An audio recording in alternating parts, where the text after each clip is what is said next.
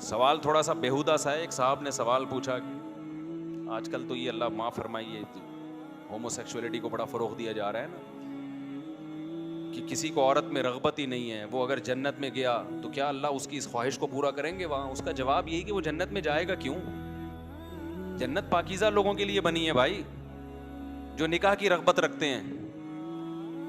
لوط علیہ السلام کی قوم لڑکوں میں دلچسپی لے رہی تھی, تو کہاں گئے وہ؟ جنت میں گئے کیا؟ لوط علیہ السلام نے کہا ہا اولائی بناتی, قوم کی بیٹیاں, ان سے نکاح کرو. انہوں نے کہا ہمیں نکاح میں رغبت, بیوی میں رغبت نہیں ہے. قرآن کہتے ہیں ہم نے پوری قوم کو ایسے زمین سے اٹھا کے الٹا پٹک کے ختم کر دیا. میں تو آپ سے بار بار کہتا ہوں, خوراک بھی پاکیزہ کھانے کی عادت ڈالو اچھی, جس کا اللہ نے جنت میں تذکرہ کیا ہے, تاکہ وہاں جاؤ تو ٹینشن نہ ہو. اللہ میاں نے جنت میں جن پھلوں کا تذکرہ کیا ہے نا, یہ وہی پھل ہیں جو انسانی صحت کے لیے انتہائی مفید ہیں, لذیذ بھی ہیں مفید بھی ہیں. تو دنیا ہی میں انہی کی عادت ڈال لو, اس سے صحت اچھی ہوگی, دنیا میں جنت کا مزہ آئے گا. انجیر ہے, زیتون ہے, کھجور ہے, اس کا اللہ تذکرہ کرتا ہے نا قرآن میں. کہیں سموسے کا پکوڑے کا ہے؟ جائز ہے سموسے پکوڑے کھا کے کوئی جہنم میں نہیں جائے گا, آپ کھا لیں. ویسے ہی ایک جنرل نالج کے لیے ایک بات کر رہا ہوں کہ اللہ میاں جن پھلوں کو, جن خوراکوں کو قرآن میں ہائی لائٹ کر رہے ہیں نا, ان کو فوکس کرو, نیچرل لائف کو فوکس کرو. انہی میں ایک چیز اکثر میں بتاتا رہتا ہوں کہ یہ ڈالڈے مالڈے چھوڑ کے فیٹ چربی پہ آ جاؤ جانوروں کی. بعض ڈاکٹر ایک دم بھڑک جاتے ہیں میری اس بات پہ, اگر لوگوں کو چربی کھلا کے ہارٹ پیشنٹ بنا رہا ہے. تو ان ڈاکٹر صاحب کی خدمت میں عرض ہے کہ ڈاکٹر صاحب میں صرف چربی نہیں کھلا رہا, میں ان کو پھر پوری لائف اسٹائل چینج کرنے کا حکم دے رہا ہوں نا, کہ پھر ایکسرسائز بھی کرو, بھاگو دوڑو بھی, اور لائف اسٹائل چینج کرو, پھر فیٹ کھاؤ, دمبے کی چربی کھاؤ, اونٹ کی چربی کھاؤ. قرآن سے پتہ چلتا ہے چربی انسانی صحت کے لیے انتہائی مفید چیز ہے. اتنی مفید ہے کہ اللہ نے یہودیوں کو گناہوں کی وجہ سے سزا دی کہ چربی پہ پابندی ہے. وحرمنا علیہم شحومہما, کہ گائے کی چربی, بیل کی چربی اور اونٹ کی چربی تم پہ کیا ہے؟ حرام ہے. اچھی چیزیں حرام کی جاتی ہیں سزا میں, یا سزا میں بری چیزوں کو حرام کیا جاتا ہے؟ کسی نے کوئی قتل کیا, حکومت نے سزا دی کہ آج کے بعد تو چرس نہیں پیے گا, اور اس سے چرس چھوٹ گئی, تو یہ سزا تھوڑی ہے, یہ تو فائدہ ہو گیا نا. یہودیوں کو اللہ نے کہا پورا گوشت کھا سکتے ہو, چربی کے قریب پھٹکنے کی اجازت نہیں ہے, تمہاری بدعمالیاں ایسی ہیں, چربی نہیں کھاؤ گے تم. اور ہم سے کوئی میرے بھائی ایسا یہودیوں والا گناہ بھی نہیں ہوا. ہم یوٹیوب دیکھ دیکھ کے اور پروپیگنڈے سے متاثر ہو کے ہم نے دیسی گھی کو بھی سائڈ پہ لگایا, دمبے کی چربی کو ایسے صاف کرواتے ہیں. ہمیں صاف ستھرا گوشت چاہیے, ٹھیک ہے نا, ذرا بھی اس پہ چربی نہیں آنی چاہیے, رواج نہیں آنا چاہیے اس پہ. صاف ستھرا گوشت لے جا کے اس آئل میں جا کے پکایا جس کا یہ بھی نہیں پتا یہ بلیچ سے صاف ہوا ہے یا اس میں سرف سے دھویا گیا ہے, اس کو کیا ہے یہ, وہ چمکتا دھمکتا آئل جو ہے نا ایسا, بس یہ بھی نہیں پتا یہ چمک کیوں رہا ہے اتنا, کیا ڈالا ہے اس کے اندر.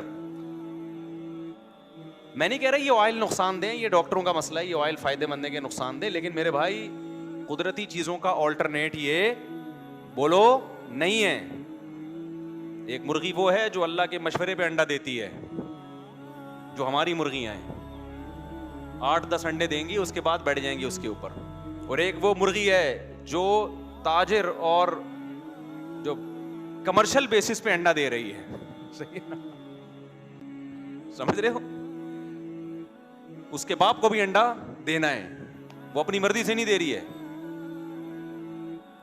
کیونکہ اگر وہ 8 انڈوں کے بعد وہ انڈوں پہ بیٹھے گی تو وہ جو تاجر جس نے پورا پروجیکٹ لگایا ہے وہ کہے گا میرا خرچہ اتنا ہو رہا ہے, اس کا آؤٹ پٹ کیا آ رہا ہے, کم آ رہا ہے. وہ اس نے کچھ کرا کے اس کو ڈیلی بیسس پہ انڈا اس سے نکلوایا. اب بہرحال یہ پہ ڈاکٹر لوگ بہت غصہ کرتے ہیں, یہ کیا باتیں کر رہے ہیں بیٹھ کے, تو ہماری فیلڈ میں کیوں ٹانگ آ رہا ہے. میں تو ویسے ایک جنرل نالج کے لیے ایک بات کر رہا ہوں میرے بھائی, نیچرل چیزوں کا کوئی متبادل بولو نہیں ہوتا. اب ڈاکٹر بھی بعض کہتے ہیں, میں جو بات کر رہا ہوں نا ایسا نہیں کہ ڈاکٹر اس کے سارے خلاف ہیں, بہت سے ڈاکٹر اس کی تائید بھی کریں گے کہ دیسی انڈا اور فارمی میں برابری نہیں ہے. خیر آپ کھائیں جو مرضی کھانا ہے, لیکن میں یہ جلدی سے عرض کروں, آگے پھر چلتا ہوں میں, کہ اللہ میاں نے چربی حرام کی یہودیوں پہ گناہوں کی وجہ سے, لہذا وہ گوشت روکھا کھاتے تھے, چربی میں پکانے کے کھانے کی اجازت نہیں تھی.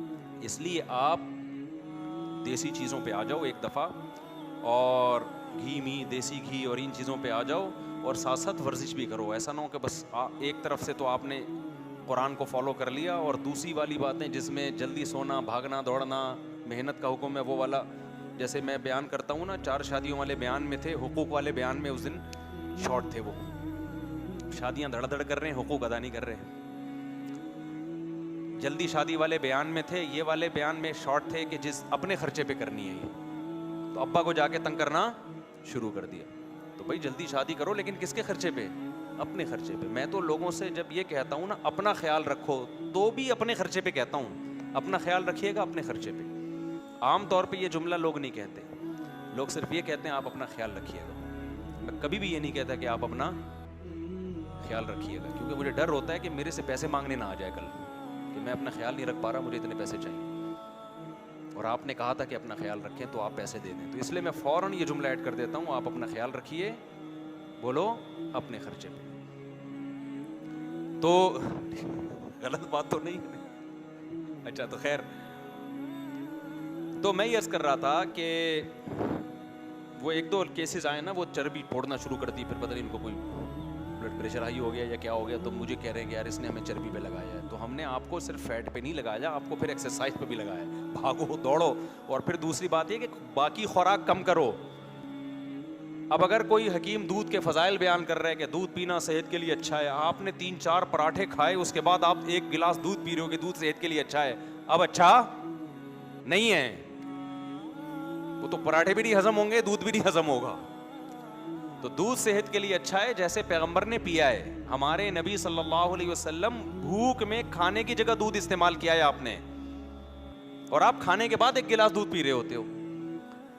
دیکھو ہمیں پیغمبر کی سیرت میں یہ ملتا ہے کہ جب بعض دفعہ ایسا ہوا, ہمیشہ نہیں, شدید بھوک لگ رہی ہے, شدید بھوک, تو حلب الشاتا, یا اونٹنی کا دودھ نکالا یا بکری کا دودھ نکالا, اور اسی وقت تازہ تازہ بغیر بوائل آپ نے نوش فرمایا.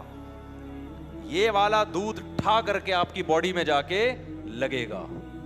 آج جو دودھ پیا جا رہا ہے, ایک تو وہی, اس میں بھی گائے کی اپنی مرضی بالکل بھی بولو نہیں ہوتی, اس کا موڈ نہیں ہے ابھی دودھ دینے کا, آپ نے انجیکشن لگا کے کھینچ لیا. یہ ایسا ہی ہے جیسے ڈاکو, ایک بھکاری آتا ہے آپ سے 1000 روپے مانگتا ہے, آپ کا موڈ ہوتا ہے تو دے دیتے ہو, نہیں ہوتا تو نہیں دیتے. لیکن جب ڈاکو آتا ہے اور بندوق نکالتا ہے تو موڈ ہوگا تو بھی دینا پڑے گا, موڈ نہیں ہے تو بھی دینا پڑے گا. تو اس کی بے برکتی ہوگی نا. تبھی ہم تو کہتے ہیں ڈکیتی کی کمائی میں برکت نہیں ہے. تو یہ جو گایوں بھینسوں سے دودھ نکالا جا رہا ہے, یہ ڈکیتیوں کا دودھ ہے. گائے کی مرضی میں بول لو نہیں ہوتی, اس کو لگا کے ٹیکا لگا کے نکال کے پتہ نہیں کیا کیا نکل رہا ہوگا, اللہ ہی جانے.